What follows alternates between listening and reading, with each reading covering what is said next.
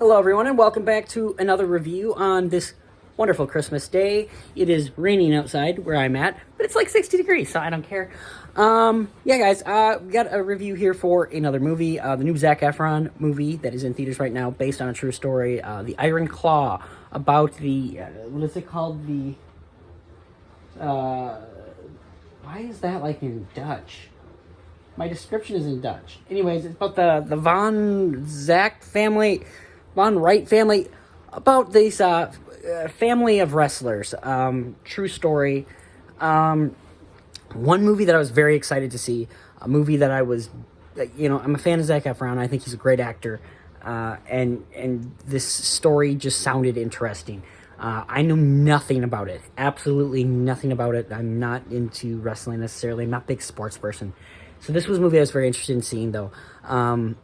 And yeah, went into it. When did I see this? 2 days ago. And it's been a movie that I've had to think about for the last 2 days. When I was watching the movie, though, I will say this. It is beautifully made, beautifully directed, beautifully acted. Just very well done. My biggest issues with this movie is the writing, though. All the characters in this movie are very one note. We are introduced to a character. There's one thing about them, essentially. This character is kind of into writing and is the weakest of the brother. This character is almost in the Olympics and he's good at everything. Brother. This brother, this so on and so forth. They're given one thing, and that's really about it. There's nothing to them. The other thing I will say about this movie is it's very, the pacing in this movie is off, and it's edited kind of weird in a sense. Maybe that's not the right word. There are things that happen in this movie, and the next second, it's just, again, it's kind of like, okay, 6 months just went by. You know, like 1 minute we see a character pregnant, the next scene, she has a baby. And it's like, okay, so 9 months just gone. Oh, okay, 10 months, that's great. Okay, cool. I guess that's how this is going. There's a point where a person gets into a coma. Then literally, like, not even 5 minutes later, they're out of the coma. It's like, okay. So a lot happens in this movie, and it's, it does show years. So you do know how many years go by, but it's just kind of, every other scene, you're like, okay, so what year am I in? Where are we at? How much time has passed from that scene before? So yeah, that was kind of my two big problems with this movie. This movie, though, is really a good movie. Besides those two little things, it is a fantastic movie. I will say it is not a happy movie per se. It is a movie about family, for sure. But it is not a happy movie. It is very hard to watch. It's one that took a while for me to process. That's why it's 2 days after I've watched the movie. By the way, this drink right here is my Christmas drink. It's the grasshopper drink. It's cream to cocoa, cream to mint, whipped vodka, and some not coconut, almond milk. It's pretty good. No, I do not want to watch The Hunger Games. I've already reviewed it. There it is. So yeah, it really is a beautiful story about family, brotherhood, such like that. What else do I really want to say about this movie? All the wrestling sequences are so beautifully done. The soundtrack to this movie is wonderful. Like I said, all the acting is really good. Zac Efron's character is really the lead of this movie. He's the only... well, I'm not going to say that. I don't want to spoil anything about this movie because I didn't know nothing about this movie. So it was really interesting to see. Yeah, everything about it, cinematography. Like I said, some of the editing is a little... It's not even the editing. It's the writing of the movie. How they decided just to go from this scene to this scene and, 9 months had went by. That is really interesting. Yeah, so everything technically about this movie was really, really good. It is such a strong movie. I will say this. Again, I went in knowing nothing about this movie. I got out, and after watching True Story, I feel like I'm not the only person in the world that then goes and starts researching the actual real story of what happened.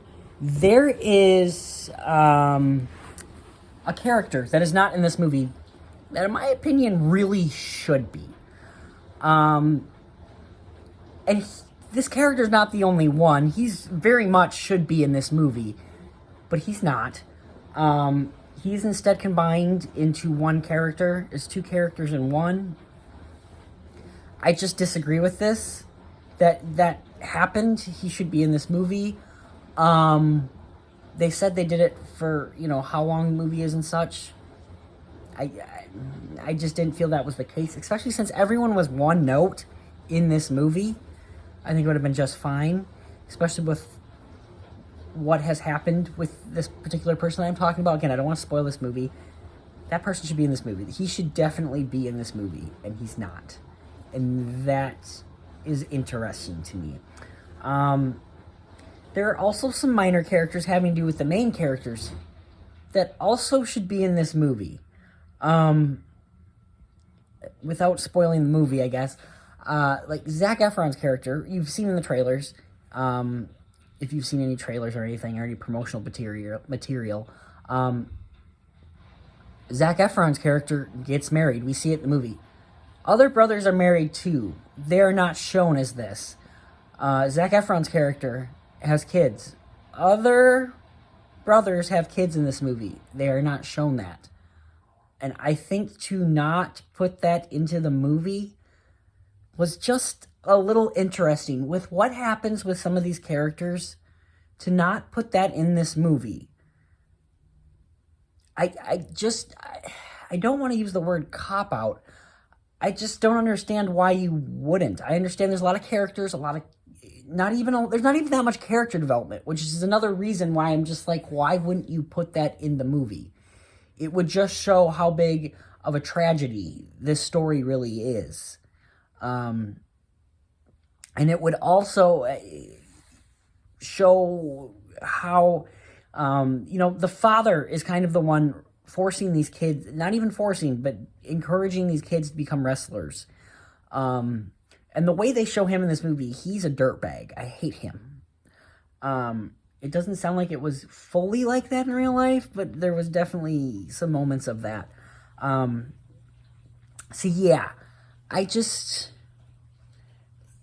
This movie, for me, I liked it a little less after finding out the real story. I still like the movie as a whole, which is why I didn't do any research going into it. I feel like if I had done that research before going in, I would not have liked this movie as much. That is why I read books after I've watched a movie. So I don't have this idea of what the movie should be before going into it. But I just think not putting some of these characters into the movie was a little bit of a disrespect to the actual people. Now, Kevin Von Wright, again, I forget it. I can't remember his name. But he is still alive, and he approved this movie. He was totally on board with it. But I'm not on board with it. It just seems weird that we are omitting very important characters from this very important story about brotherhood. I don't know. Anyway, guys, I really enjoyed this movie. I don't think I enjoyed it quite as much. Oh, the other thing I have to say. Lily Collins is in this movie. Or no, Lily Collins, is that it? Lily Evans? I can't remember. She plays Zac Efron's wife. Pam is her name in the movie.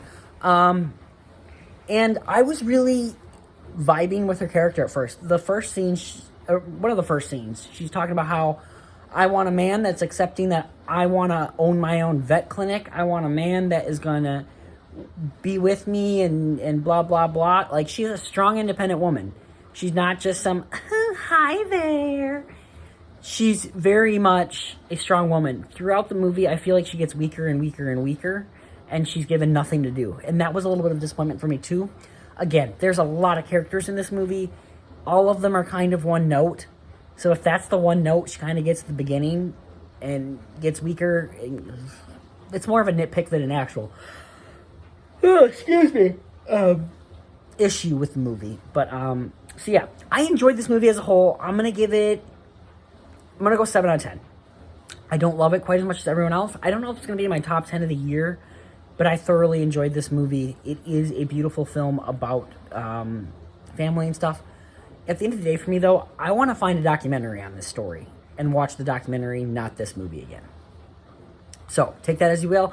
I hope you guys have a great Christmas. Don't do anything I wouldn't do. And I'm going to see Aquaman 2 today.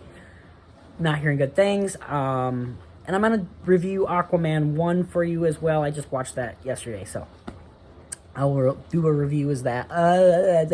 Do a review of that as well. So, yeah, more to come. You guys have a great day. Don't do anything I wouldn't do. We'll see you soon. Bye.